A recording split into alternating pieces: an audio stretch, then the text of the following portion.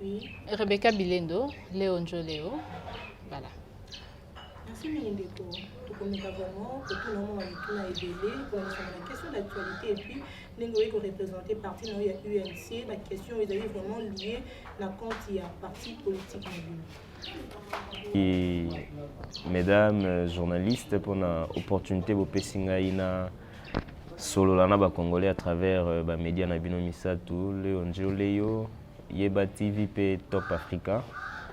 Et ça esengo mingi pour échanger toujours sur l'actualité en mboka na biso. Et parce que lelo congolais azali na droit ya kozala informé, azali na droit ya kolanda évolution et politique ya mboka na ye, donc c'est de notre devoir, de notre obligation de rendre toujours compte parce que devoir et redevabilité ezali une des obligations oyo epesami na biso ba acteurs politiques. Donc avant toute chose ndenge boto présenter ngai, oui exactement, nazali vice-président jeunesse à UNC et UNC parti na ngai kobanda na président national na biso le président Vital azali directeur du cabinet du président de la République, tozali ko se porter à merveille et profiter à travers micro na bino to pesa mpe mbote na ba téléspectateurs et ba chaîne na bino nyonso oyo bazali ko landa biso à travers le monde. Tout banana na actualité buni na mbasango ya UNC. Oui, ndenge na utoloba UNC ezali ko se porter malamu. Tozali toujours na même logique tozali nango uta ebandeli accession ya cash na pouvoir, tozali ko soutenir mokonzi mboka, tozali ko soutenir gouvernement oyo to bundai ki to mettre en place pour que to yebana ko apporter tant soit peu ba réponse na ba attente ya population na biso, et c'est ce que nous essayons de faire chaque jour, et nous croyons qu'au bout de 5 ans pour atteindre l'objectif Oyo, tout ça signe qui à travers mandat Oyo population, à pesa qui na ba kambina biso. Merci minimum Namboka Joël Longo, toujours dans la question par rapport à Yeliwa et mon au cadre vraiment il y a FRDC, le général Delphin Mouindo Mouimbi où ils allaient vraiment mon côté côté Kabiso na moto ya lobby, et c'est là qui prévu qu'il y a Bongo pour se présenter devant au cadre il y a la police pour s'expliquer par rapport à la situation politique et en Boka. Subitement le matin nous avons appris que le monsieur s'est suicidé. Message joana où yamba qui a ndenge ni tango ki non monsieur Delphin Mouimbi atiki biso qui imbi plutôt. Merci madame. Comme Congolais nyonso, c'est avec beaucoup de surprises et de peine ndeto apprenaki décès à général Kayimbi, qui numéro 1 en renseignement à FRDC. Donc c'est une grosse perte pour la République. À ce stade, nous ne pouvons pas faire assez de commentaires parce que circonstances où entouré l'Iwanae, ils allaient nous élucider. Moi je pense que instance compétente travailler là-dessus pour faire sa mission sur éclairage. Donc pour le moment, je me réserve à ça trop de commentaires. Donc laissons aux gens qui sont habilités à Rosalango Basala. Mais nous profitons une fois de plus de votre micro pour nous présenter ma condoléances na FRDC Mobimba et la famille biologique parce que c'est un père de famille. Donc c'est une grosse perte pour la République. Donc on n'a pas de choix. Il Camboussé commis, voilà un peu. Lorsque le chef de l'État Zolo Bakeno ba enquête aux la Bongo ouverte pour la Bongo Liwan de Plaviso général Delphin Kayimbi. Bobangi ezate par rapport au dossier wana pour toyebi ba dossier belé sinama na kofunga ba enquête belé pour ndisa na dossier 15 millions tilelo pour ndisa na dossier Antonov. Est-ce que koki kokende pe kaka na rythme wana te pour na dossier yande kuna biso le général Delphin Kayimbi? Bon, enquête nyonso biso bato to sali droit to lobaka enquête nyonso ezalaka na ngonga nango e bandaka mais ere ya kosuka e banaka te. En plus ba dossier ekokanaka te, dossier financier na dossier ya liwa ya mutu eza ndenge moko te. Donc ba spécialiste en matière ya droit lokola mokonzi mboka lobi ki ba enquête esalama pour que to yeba ko réaliser ba contour nyonso yo ezalaki tout autour ya liwa na e. Tout encourager dans ce sens-là pour que vérité et que famille na dans quelles circonstances perdre papa na bango, yaya na bango, c'est important et nous encourageons que l'enquête soit à la mener. C'est très important. Moi mboka Joël Mongu nalingai natuna likambo etali mpe kaka na makambo ya enquête toyoki mpe arrestation ya DG ya Africas na ya OVD na dossier ya saut de mouton toujours kaka bazokanga me babi moto aza na base ya makambo oyo eza mwana mboka bazali bon directeur ya cabinet chef de l'État Vital Kamerhe. Du coup nakoloba na yo ke ezali bosolo te koloba ke président Vital azali responsable, il y a retard, il y a des travaux, il y a un programme d'urgence il y a 100 jours. Du coup, on a dit que parce que président Vital, c'est vrai, azali directeur des cabinets et chef de l'État et tant que cache to accéder au pouvoir, peuple azali qui dans une situation moko difficile où il fallait qu'il directement se mettre au travail pour améliorer les conditions de vie à la population. Donc, ceux qui ont été là, arriver au gouvernement pour que tout le monde misala, il y a des appels inconcevables dans la population. Le président de la République avait jugé utile de mettre sur pied un programme d'urgence il y a 100 jours. Mais le programme où on a pu limiter la construction en saut de mouton. Parce que ceux qui ont pénétré le programme il y a 100 jours, ont constaté que les travaux il y a 100 jours, ils allaient qu'à 2%, il y a mis ça il faut qu'ils allaient réaliser dans le programme. Donc, on ne peut pas juger tout un programme par rapport à 2% de travaux. 98 on a tout qui est banane. Donc, au-delà de 2%, il y a saut de mouton. 100 jours, ils allaient payer misala ibeli, ils allaient ba construction à l'école, ils allaient ba réfection à banzela, ils allaient ba construction à hôpitaux, gratuité enseignement, nion soan ils allaient dans programme il y a 100 jours. Ceux qui ont réduire le programme il y a 100 jours quand on a réalisation, il y a ba travaux à saut des moutons, on a payé ils allaient malhonnêteté. À part ça, président Vital Atikala kozala jamais coordonnateur il y a ba travaux il y a 100 jours. Ba travaux il y a 100 jours ils allaient coordonnés par responsable désigné par le président de la République et lelo ceux qui faille ezali na misala wana et que justice a télémi pour que a bimi sa vérité au grand jour tout le cas qui état des droits il faut soutenir des marches wana biso to ko télémela yango te parce que cité président na biso na Congo bakoma ko citer bato à tort et à temps et à contre-temps donc biso na UNC sito mesana na makambo wana ba critique ndenge to lobana lingala bakoki ko reprocher eloko mais bakuta ona yango te donc tozali serein justice asala musala na ye bandeko o baza interpellé o baza arrêté bakopesa pe ba version de fait na bango ce qui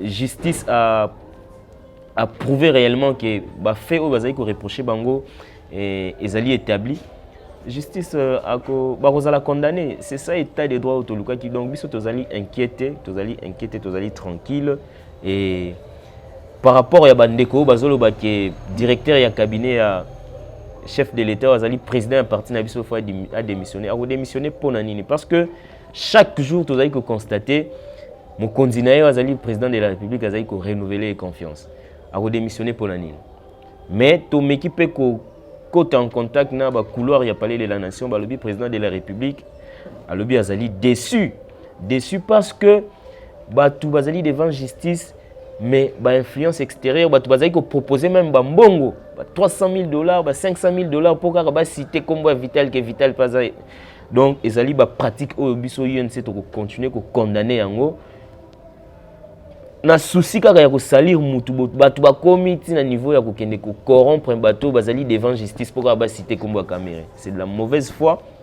et biso to ko céder na ba chantage wana te président Vital pe a ko démissionner te parce que pour asepelisa bato non il est là au service de la République il est là au service du président de la République azali mokonzi na ye donc dès lors que mokonzi ya mboka azali satisfait na musala oyo azali ko sala donc biso tozali ko mona raison moko te o ko démissionner et tozali ko continuer ko soutenir ye tozali ko continuer ko soutenir le président de la République parce que to yebi na kati na bango mibale souci ezali nde ya ko bongisa souci ezali nde ya ko mema makambo liboso donc Voilà un peu réponse à propos de Makambu à 100 jours. Merci beaucoup Ndeko Joël Mongu. Okendaki na mwa lomba ngoli kamba d'émission oyo.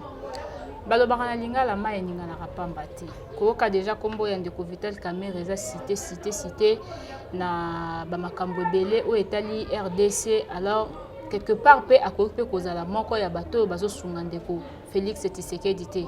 Kolanda yo kolobake mokonzi ya mboka azo renouveler confiance na ye.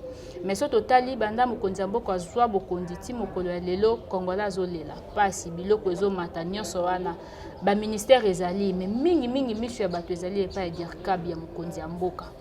Alors pour na bino moko tango bozoka baza ko accuser ye ezaka ka ba mensonge ba mbongo ezo liama ba mbongo ezo bunga kaka ezaka ka mensonge. Oui, dès lors qu'ils ont prouvé que c'est un mensonge, parce que depuis sorti à gouvernement, le président c'est Gérard Mboka. Mboka est comment géré par les gouvernements Ilunkamba. Oyo, ils ont déjà Kalaming était 6 mois. Donc je ne peux pas comprendre qu'il y a un gouvernement depuis 6 mois, mais Batou Bazalika qui a fixé sur Vital Kamerhe. Il y a un tozolo bakezali mauvaise foi.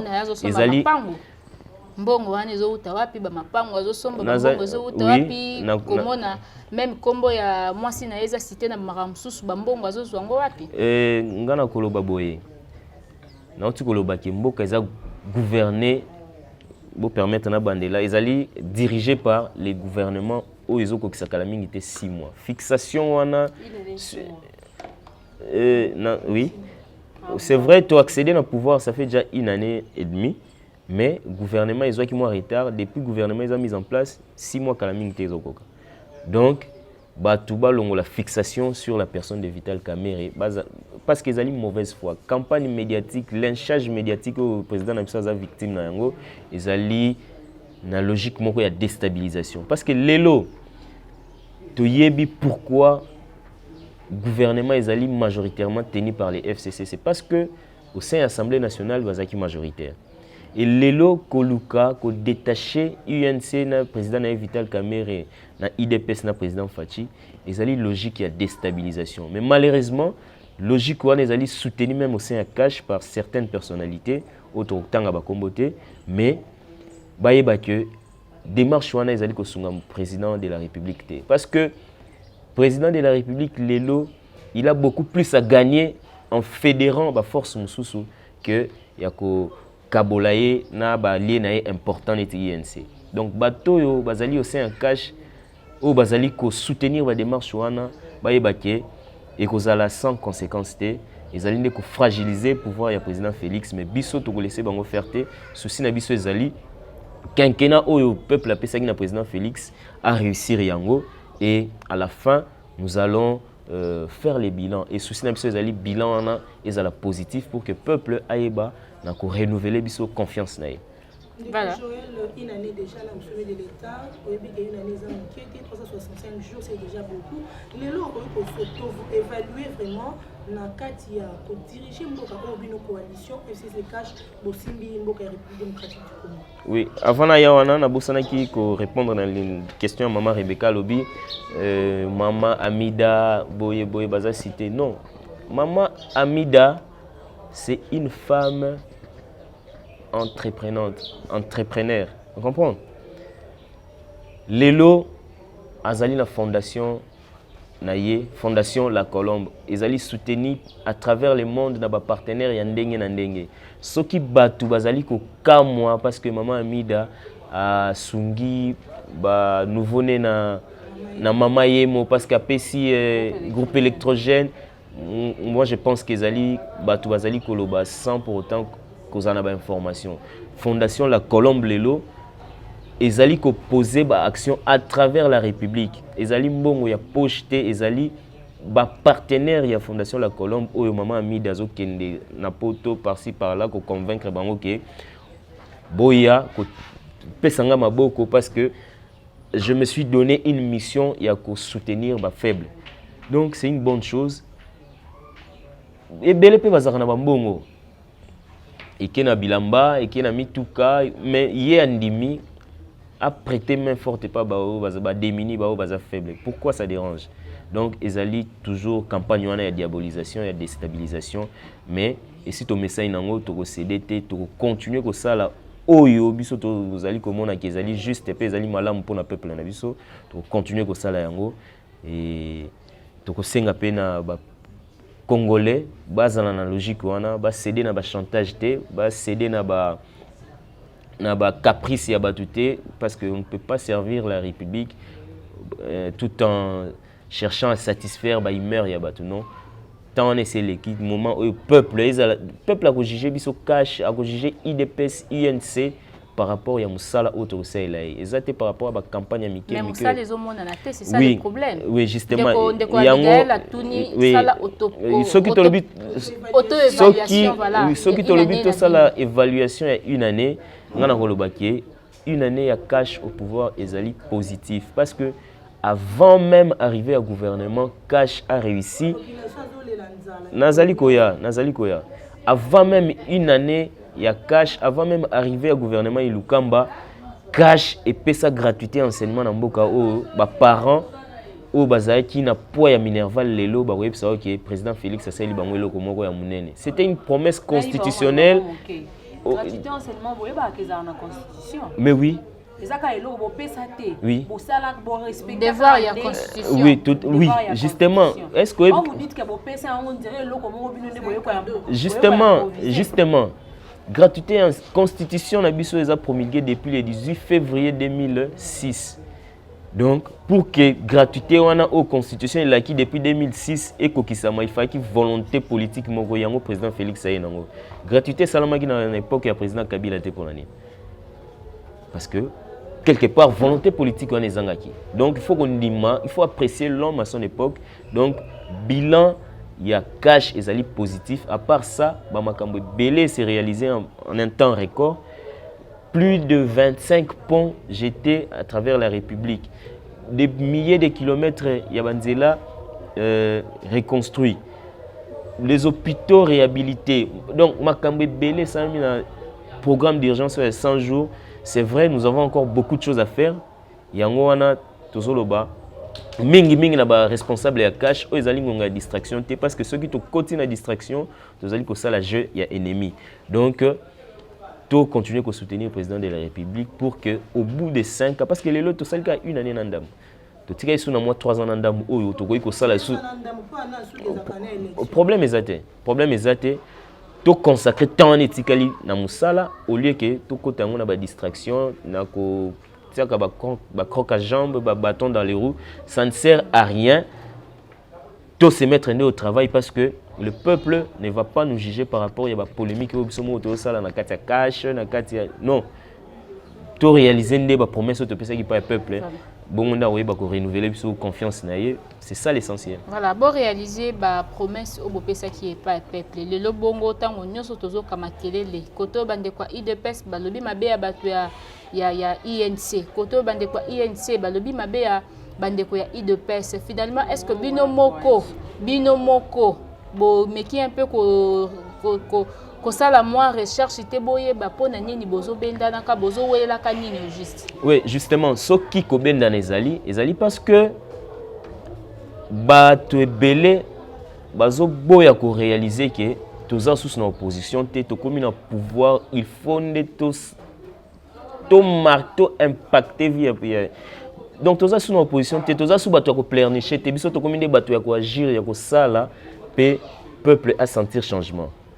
Donc yango na lobby biso surtout bato ya cash to kota na distraction te ya ko sa. Mais d'abord kota ki na distraction. Oui, justement.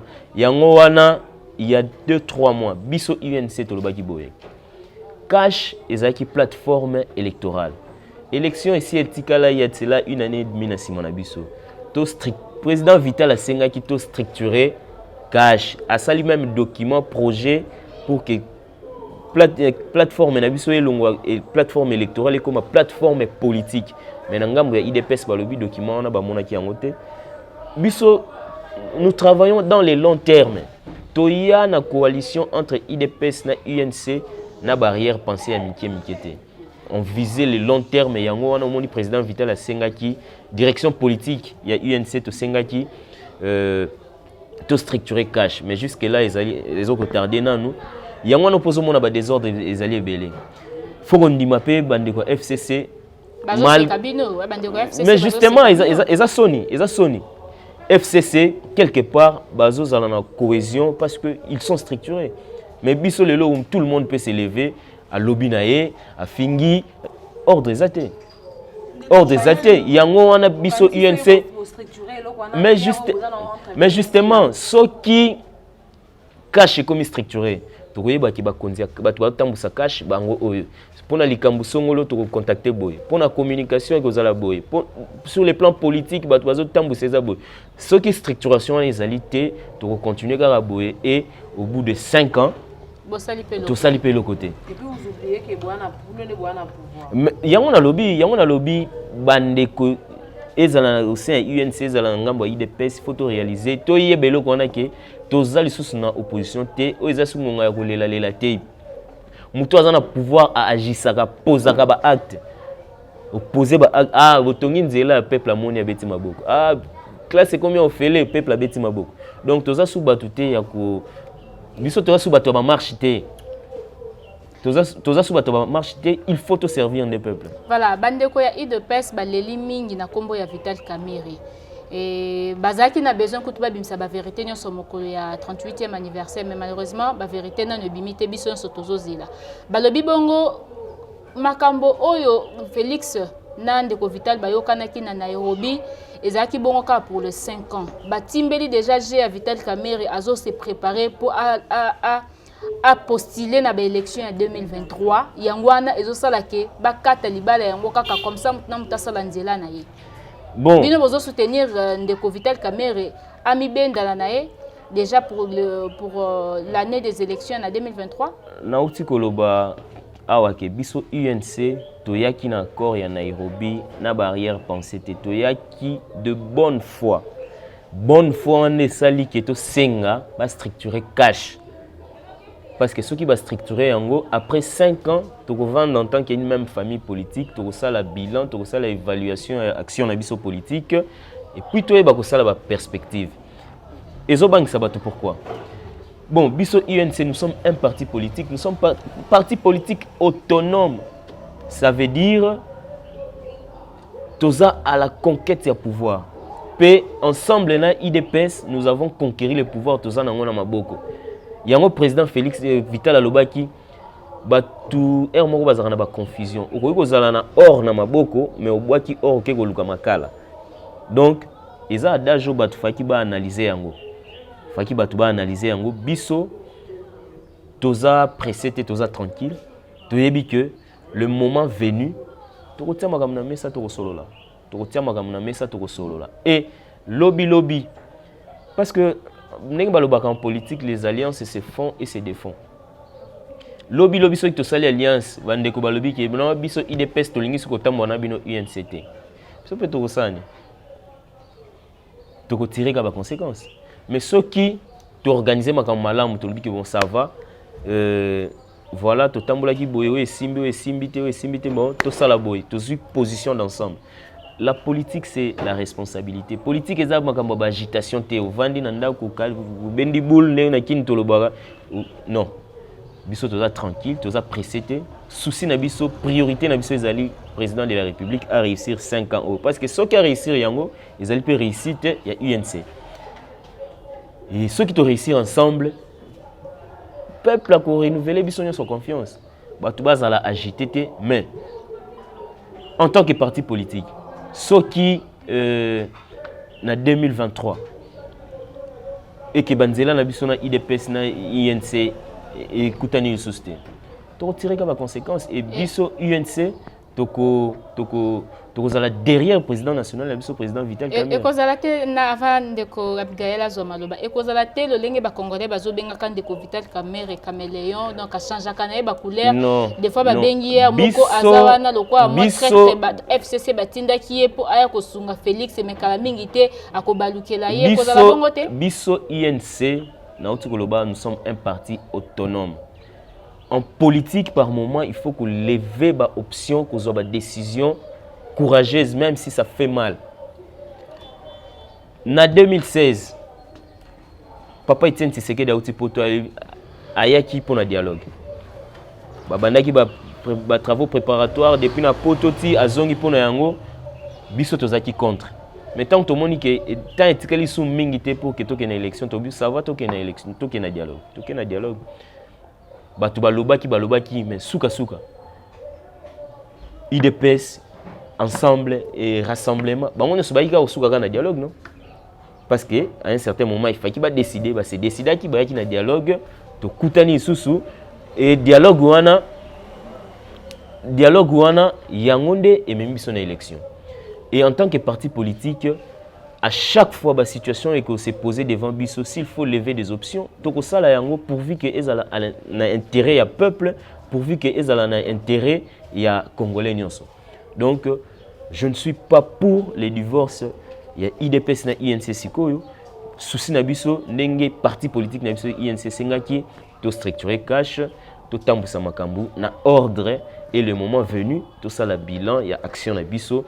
Et souci n'a pas bilan est à la positif pour que le peuple aille renouveler biso confiance na. C'est ça notre démarche. Coalition FCC cash pour parler pour l'entreprise publique bientôt.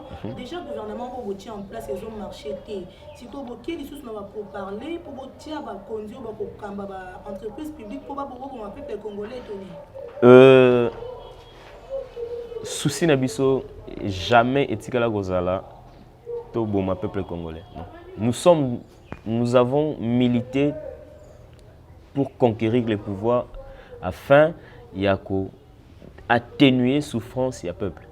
Donc jamais motivation na biso ezala to nyoko la population. C'est vrai dans la gestion, ba difficulté ezangaraté, ba difficulté ezalaka, mais en tant que responsable politique, en tant que parti historique ya mboka oyo to militara chaque jour pour surmonter les difficultés wana yango wana bomoni président de la République instaura un conseil des ministres chaque vendredi parce que et permettre basalaka évaluation oui basala justement et c'est après les évaluations de Baïba qu'on changer stratégique. Non, to maintenant qui boy simbi to kenebo. C'est ça. Responsabilité na bango yango wana. Ba ko meka solution songolo, ce qui est simbité ba réorienter autrement. Na yebi que volonté ezali yango wana temps ya repos ezalité président de la République. A ko ipo vendre na à salle conseil des ministres après 1 mois 2 mois. Ndenge bandai ko sala makala mais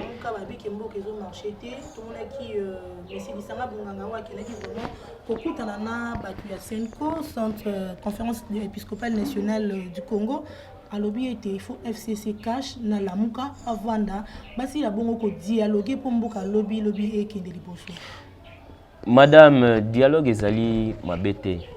Dialogue ezali mabete et dialogue ndenge président Félix alobaki la prise de parole na emoko na poto alobaki dialogue yango na sala mo déjà na l'Assemblée nationale. Lamuka za na ba député na l'Assemblée nationale, FCC za na ba député kuna UNC ngonga ba dialogue seleki batoyo bazoluka ba dialogue na ba format na tozonga susima na ndinga ba Senko e ba OIA ezali ba politiciens ba combine o ba ebarake après ma solo ba kokabola gâteau ngonga ne seleki makambo wana pe eloko na eloko ezaka eloko ezaka so qui tozo kokate bati ka biso to échoué au bout de 5 ans tout qu'une élection peuple a fait sa confiance. Mais justement rien ne marche. Vous pensez que ce qui toquine un dialogue lisanga bonganga ou un ministre azongi sous le gouvernement de makambo échanger. Il était au gouvernement, Azaki ministre il y a relation avec le Parlement, Asali intérim ministre de la jeunesse et sport. Comprendre? Vous pensez que ceux qui ont un dialogue, balisanga bonganga o bazo senga yango et comme une question de vie ou de mort, ceux qui ont un gouvernement de makambo échanger. Non. Tant on essaie l'équipe, ceux qui bango balisanga bonganga ba constater que cash azali ko échouer, batika biso to échouer tina 5 ans. Tout ça, bilan, et puis toke na élection peuple a lobake bino bo échoué bo pema na pesa balisanga bonganga. Voilà. Donc oza sungonga ba dialogue te wana eza la distraction. Voilà, ndeko Joël Mongu tozo kende malembe déjà na kochité na émission na biso ya lelo. Alors mekana ko episa biso parce que tozo ka ezo la biso déjà mato ipasi. Ko kake coalition ya FCC cash et sengaki pe ba mandataire public baza impliqué. Bazo ndambu ya FCC ndambu ya cash po baza la bongo nommé par le président de la République. Tokoki ko vivre en dépendance ya ba coalition na bino to mboka eko pesa muto azali compétent chance à de se démarquer dans mon domaine moko boy ton entreprise moko boy. Oui. Mboka eko souffrir te pona ba coalition, ça c'est vrai parce que aux à la parti politique ya FCC, aux à la IDPS, biso nyonso souci na biso il faut ezala intérêt à population. Mais en ce qui concerne la répartition et la responsabilité, Mokonzi Mboka déjà après prestation de serment na alobaki aye pour asangisa ba congolais nyonso a travailler na ba force politique nyonso yango esalaki que na logique wana cash na FCC tout ça la coalition surtout que bango bazaki na majorité au sein du parlement. Comprendre? Donc c'est dans ce sens là que ba partage la responsabilité et que du gouvernement et que kitatina ba entreprise publique. Donc ezali eloko sikate c'est eza suite moko logique. Eza suite moko logique mais seulement eza suite moko ya côté Kamboka te. Non, pas du tout. Ezali suite à côté Kamboka te. Tangu ba responsabiliser aux la ministre, aux la mandataire ya cash de FCC, tu dois travailler, il faut militer dans le sens ya amélioration ya makambo. Donc c'est ça le plus important. Ba ndeko ba la responsabiliser aux la UNC, aux la IDPS, aux la FCC. Donc tout travailler pour l'intérêt de la population, c'est ça le souci du président de la République. Aouta il promettre il y a pas longtemps Bic Rouge, donc aux la cash, aux la wapi, ceux qui s'écarter dans la logique où on a servir la population. Bic Rouge est frappé donc peuple paye, il faut le contrôle citoyen on a la population, ils allaient nécessaire population il faut l'aller là à mon pour qu'à mon clair parce que la politique par moment bah, dérive pésaramé.